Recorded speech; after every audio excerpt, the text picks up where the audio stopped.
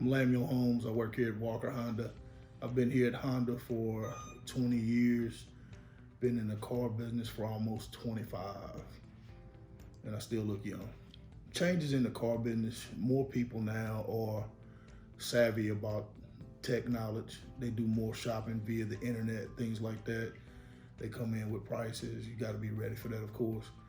But the biggest thing that I see about the car business is, especially for people coming in, you got to remember it's a marathon, not a sprint. And what I mean by that is you're not going to come in and just run the gamut and just take over and be a 20 car man automatically. You have to work, dedicate, make sure you do your follow up, things like that to get there. You know, when you see a customer, even if it's out in the store and you recognize them, speak to them. I go above and beyond. If I gotta go jump a customer off, if I gotta go pick a car up, if I gotta go deliver a car. I mean, I've been doing that for years and I've just made it continue. Plus as well, is when I see them in service, I always go try to talk to them. I always remember little tidbits, whether you gotta write them down in a notebook or whether you can recall from day-to-day memory about that customer, so where when you see them and you can ask them something about something they told you in the last deal, it lets them know that you were paying attention. You have to pay attention to each individual and make sure you have something in your mind when you go talk to them about their life, their lives. So to them, you are aware of them as a person. You don't just see them as a business entity or a way to make money. Probably my biggest motivation is, of course, I have children and they have things that they want, things that they need. So I try to make sure that I work hard enough to where they can have it better than I did as a kid. I don't talk about my background a whole lot, but to be honest, I'll tell anybody, I was raised in a single parent household.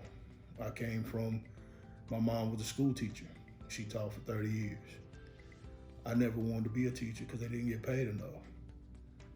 My first year in the car business as a salesperson, I made more than my mom, who at that point had been a teacher for 20 some odd years. I made more than she did. When I go home and I see my kids and they're sitting there and they want, toys or whatever, I want to be able to say, hey, let's go get them. I mean, that's probably the biggest motivating factor for me, is making sure my kids live a little bit better than I did. When you watch a motivational video, or when you listen to a motivational speaker, even when you're listening to the training videos, within those videos, there's always something about finding your why. You have to have that why somewhat defined, if not fully defined, so that you'll know why you're doing what you're doing and where you're trying to get to while you're doing what you're doing.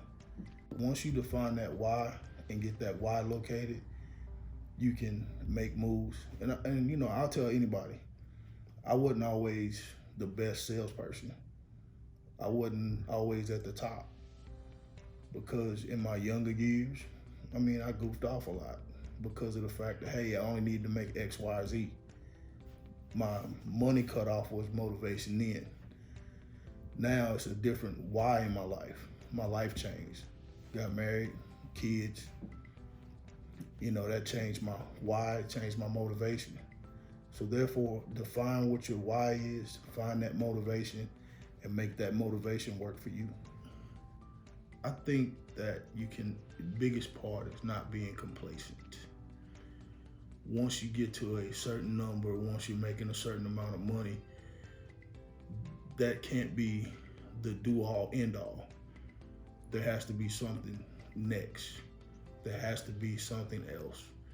As far as training videos, I watched Joe Verdi, Grant Cardone.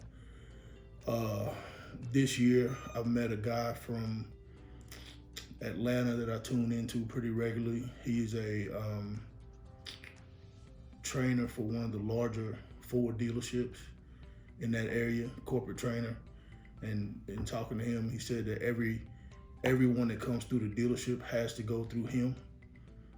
So I've been watching more of his videos because he does one at like 5 a.m. in the mornings, and then he'll do on Wednesdays, he has an individual that he'll do, and just listening to him and kind of listening to the guys that he brings in, which are, you know, a little different points of view compared to what we have. But you can never fall into the trap of just listening to one trainer. Always do some research on your own, because there's more than one way to skin a cat. So you have to make sure you have every angle covered when dealing with a customer. You know, you have to make sure if they go this way, what's gonna happen? You gotta have your thoughts in your mind so that you can manage the situation without having to keep running back and forth to the desk. I think it's in the corporate world, it's one of the higher compliments that you can be paid by your peers, is them saying, hey, you have great work ethic. Work ethic to me means you come to work every day, you're trying to figure out how to accomplish the goals that you've already set by doing the necessary things. If you got to make phone calls, if you got to get on internet leads, if you got to send videos, whether QuickPage or through your phone, because, you know, back before QuickPage, we did them through our phones. If you got whatever you got to do to get that customer here to make it happen, that's what you do. That's everyday journey.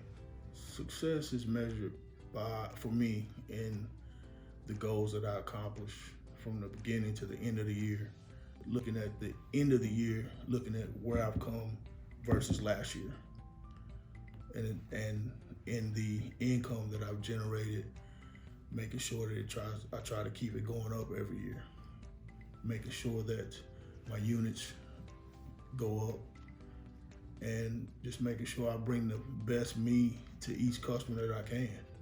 That's the biggest part of success for me, is being able to relish each customer and make sure that they get the Lamuel Holmes experience.